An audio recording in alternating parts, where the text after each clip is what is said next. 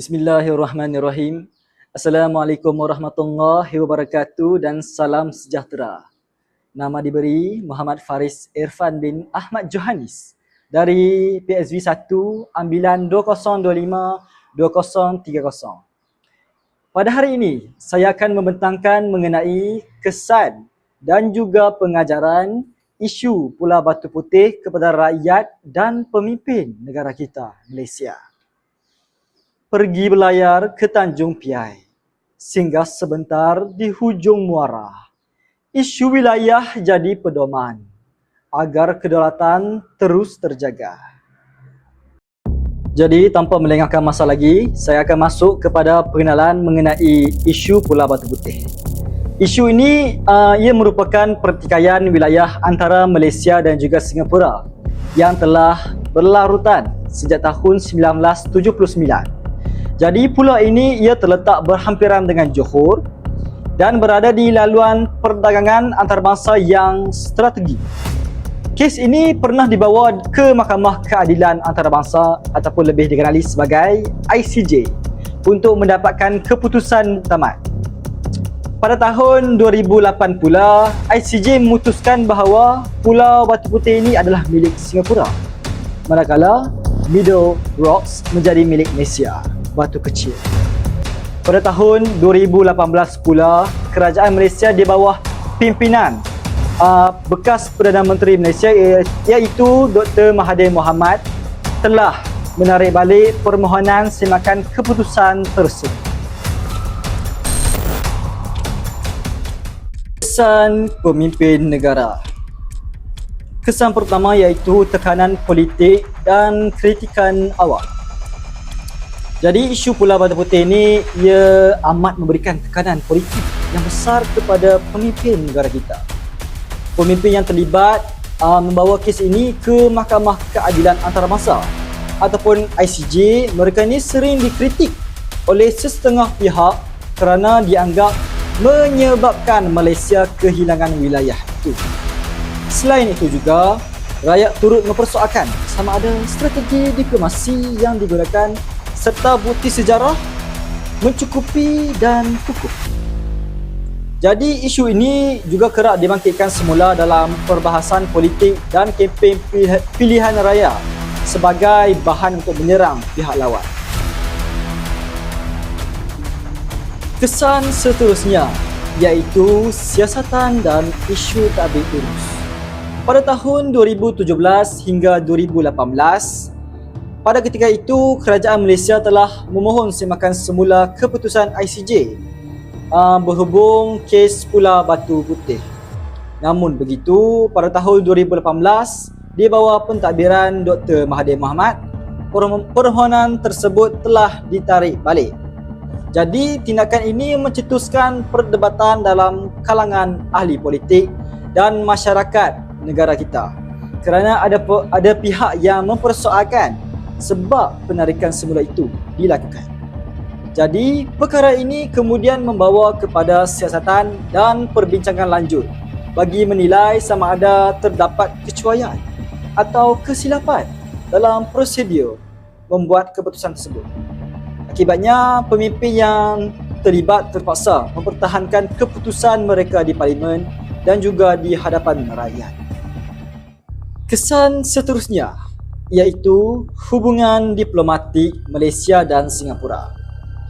Isu ini juga menguji kebijaksanaan dan kematangan pemimpin negara kita dalam mengurus hubungan dua hala dengan tetangga kita iaitu Singapura.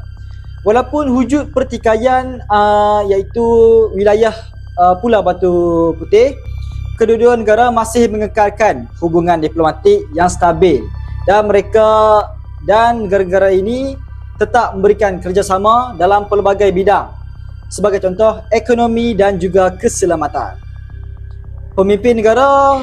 Oleh kerana itu, pemimpin negara perlulah bijak untuk menyeimbangkan kepentingan untuk mempertahankan kedaulatan negara masing-masing dengan usaha mengekalkan hubungan baik serta kestabilan serantau. Kesan seterusnya iaitu imej dan kredibiliti kepimpinan. Isu kedaulatan wilayah merupakan perkara yang sangat sensitif kerana ia melibatkan maruah dan integriti negara kita. Jadi jika seorang pemimpin dilihat gagal mempertahankan wilayah negara itu, perkara ini boleh menjejaskan imej serta kredibiliti kepimpinan mereka di mata rakyat mereka sendiri. Namun begitu, terdapat juga pandangan yang menyatakan bahawa tindakan membawa kes ini ke Mahkamah Keadilan Antarabangsa ataupun ICJ menunjukkan Malaysia menghormati undang-undang antarabangsa dan memilih jalan penyelesaian secara aman. Jadi saya akan masuk kepada kesan isu Pulau Batu Putih kepada rakyat. Yang pertama ialah tamparan maruah dan juga kedaulatan. Kehilangan pulau ini dianggap sebagai satu tamparan besar terhadap maruah negeri Johor dan juga negara kita Malaysia. Hal ini kerana kedudukan pulau yang strategik menjadikan ia sebagai sebuah simbol penting kedaulatan negara kita. Jadi apabila ICJ ataupun Mahkamah Keadilan Antarabangsa memutuskan bahawa pulau tersebut milik Singapura, sebagai rakyat melihatnya sebagai satu kegagalan negara kita untuk mempertahankan hak negara sendiri dan wilayah negara di peringkat antarabangsa.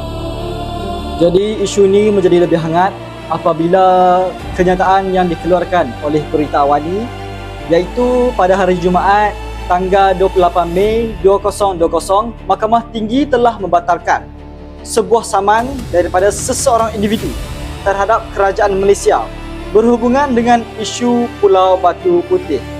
Jadi individu ini yang bernama Muhammad Hatta telah memfailkan tindakan saman beliau mewakili dirinya sendiri dan juga mewakili lebih daripada 30 juta rakyat Malaysia yang dikatakannya terkesan dengan penarikan balik semakan semula keputusan ICJ oleh kedua-dua defendant.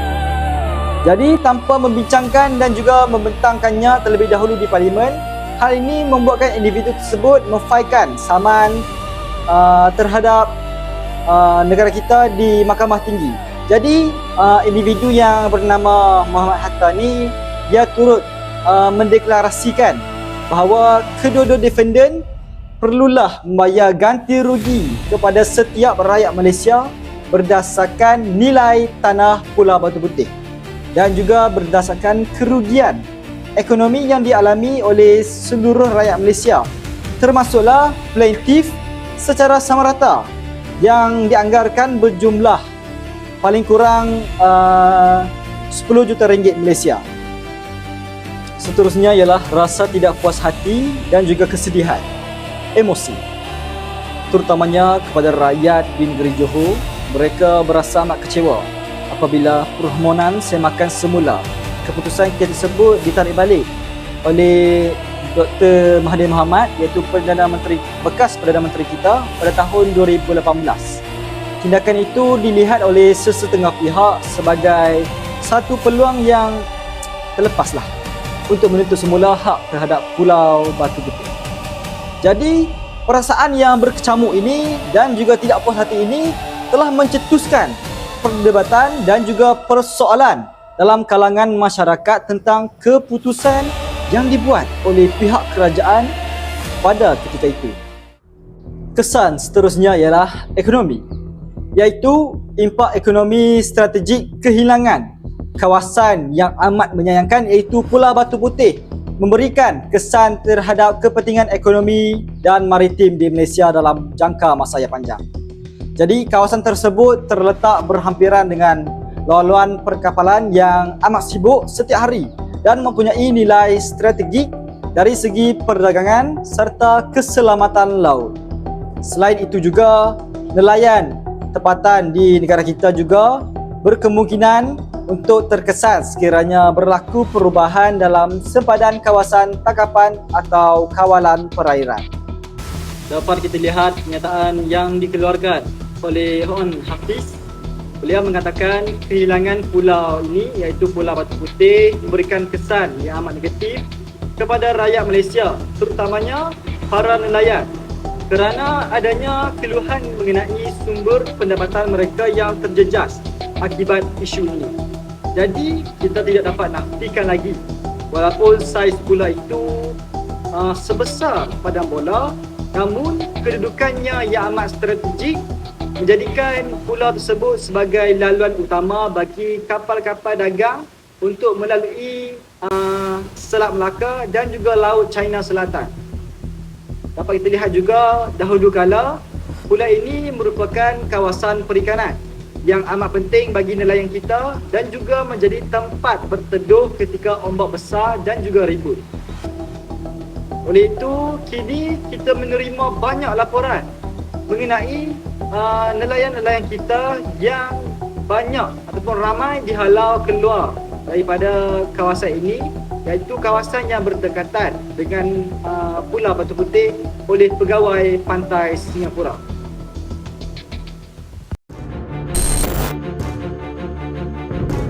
Jadi apa pengajaran yang kita dapat melalui isu ini?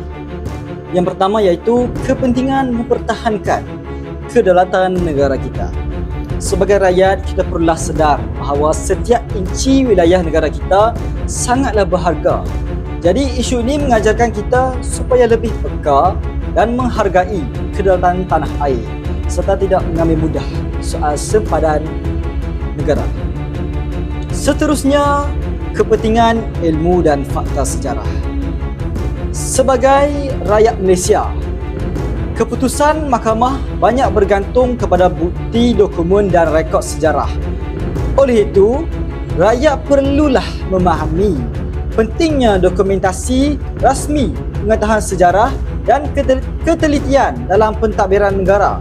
Jadi, setiap isu dan juga sejarah perlulah didokumentasikan agar dapat digunakan ketika kita perlu. Pengajaran kepada rakyat seterusnya ialah perpaduan dan sokongan kepada negara. Jadi isu ini ia melibatkan kedaulatan negara kita. Oleh itu, sebagai rakyat Malaysia, kita perlulah bersatu dan memberikan sokongan moral kepada kerajaan tanpa memecah belahkan keadaan. Hal ini kerana perpaduan menunjukkan kekuatan sesebuah negara di mata dunia. Dapat diumpamakan kita ini rakyat Malaysia sebagai akar yang menyokong sebuah pohon, iaitu kerajaan. Jika kuatnya akar, maka pohon tidak akan mudah tumbang. Seterusnya, penyelesaian secara diplomasi dan undang-undang.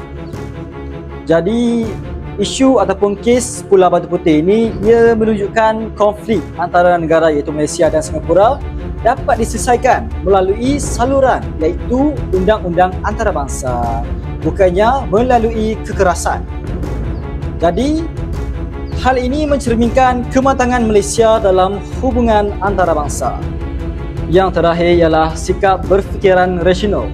Jadi, sebagai rakyat Malaysia, kita perlulah menerima apa jua keputusan dengan matang dan tidak bertindak mengikut emosi. Jadi hubungan baik dengan negara jiran tetap dapat dipelihara demi kestabilan ekonomi dan juga keselamatan serantau. Seterusnya, kita pergi kepada pengajaran kepada pemimpin negara. Yang pertama ialah kepentingan ketelitian dalam pentadbiran.